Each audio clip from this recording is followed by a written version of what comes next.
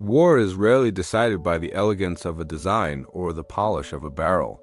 It is decided by logistics, by economics, and by the brutal mathematics of attrition.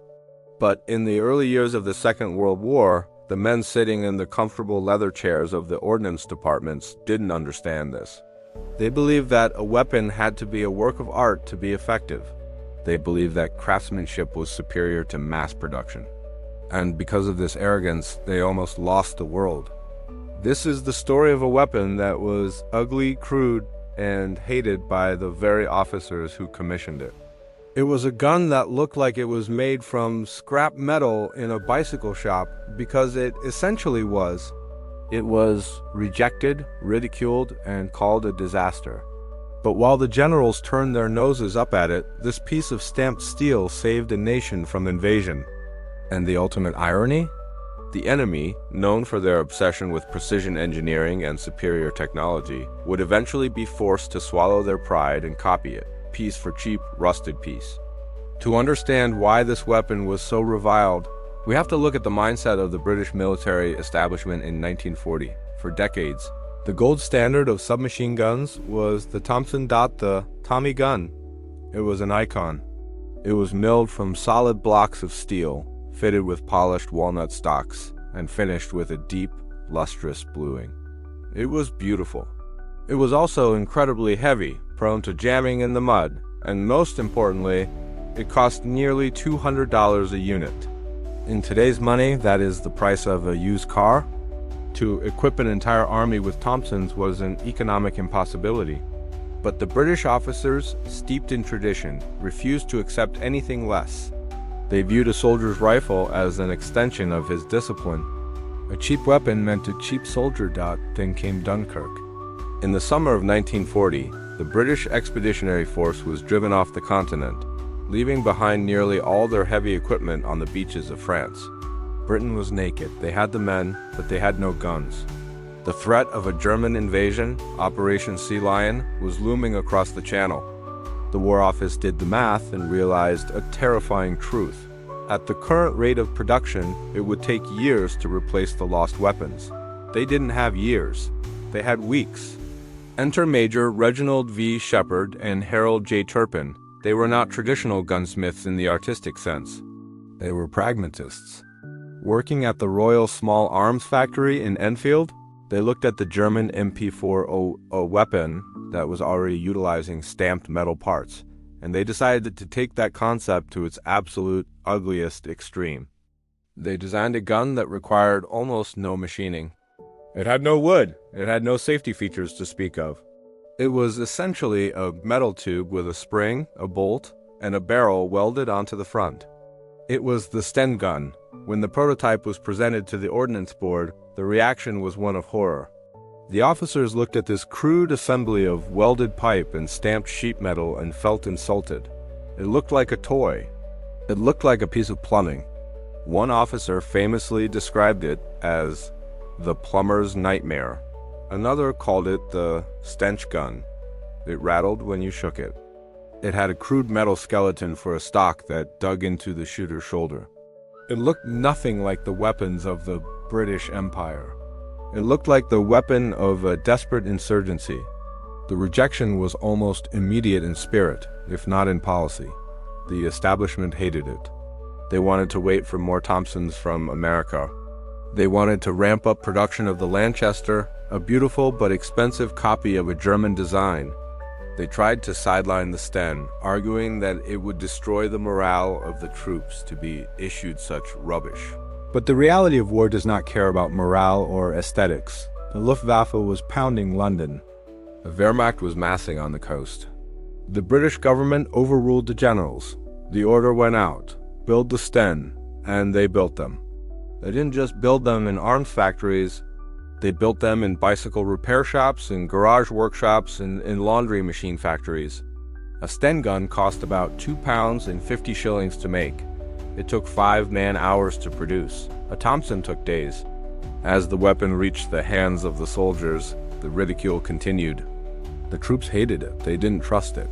The magazine was a disaster, a double-stack, single-feed design that was prone to jamming if a speck of dust got inside. If you dropped the gun, the bolt could jar loose and fire the entire magazine into the floor or into your comrade's legs.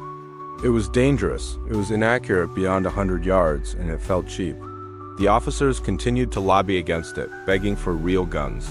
However, a strange thing happened as the war dragged on. The plumber's nightmare began to change the landscape of the conflict. In the hands of resistance fighters in France, Poland, and Norway, the Sten was perfect. It could be disassembled and hidden in a shopping bag. It didn't need oil, it ran dry. It was easy to fix with a hammer. While the officers in London scoffed at its lack of refinement, the resistance fighters loved it because it was the only thing they could get in numbers. It allowed a teenager in Paris to assassinate a Nazi officer and vanish into the crowd. It turned the occupation of Europe into a bleeding ulcer for the German army.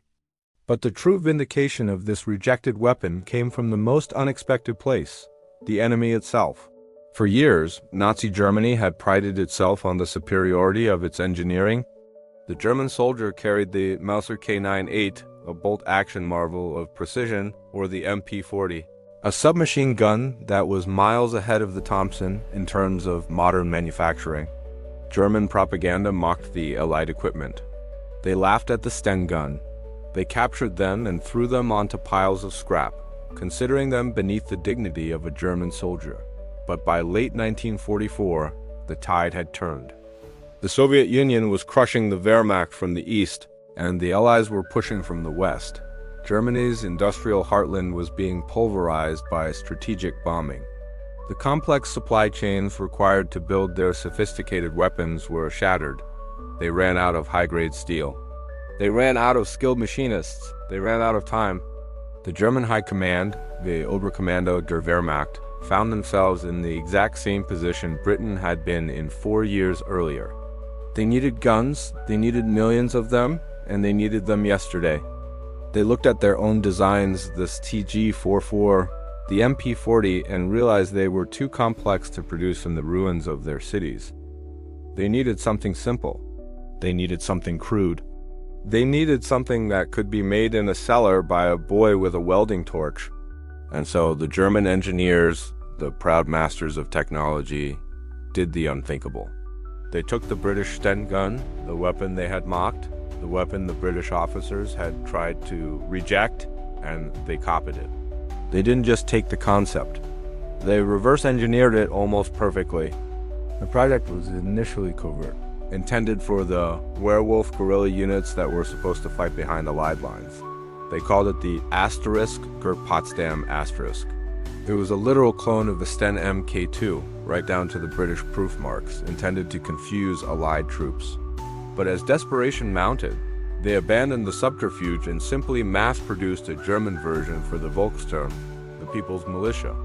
This weapon was designated the MP-3008. It was a Sten gun, plain and simple, with the only major modification being the magazine well moved from the side to the bottom to accept MP-40 magazines. It was the ultimate admission of defeat. The nation that had started the war with the most advanced military technology on the planet ended the war frantically welding together, plumbing pipes to copy the rubbish weapon of their enemy. The MP-3008 was the physical embodiment of the failure of German philosophy. They had spent the war chasing perfection tanks that were too heavy to cross bridges, jet engines that exploded after 10 hours, rifles that were too precise for the mud of the Eastern Front. They had ignored the lesson that the creators of the Sten had learned in 1940. Quantity has a quality all its own.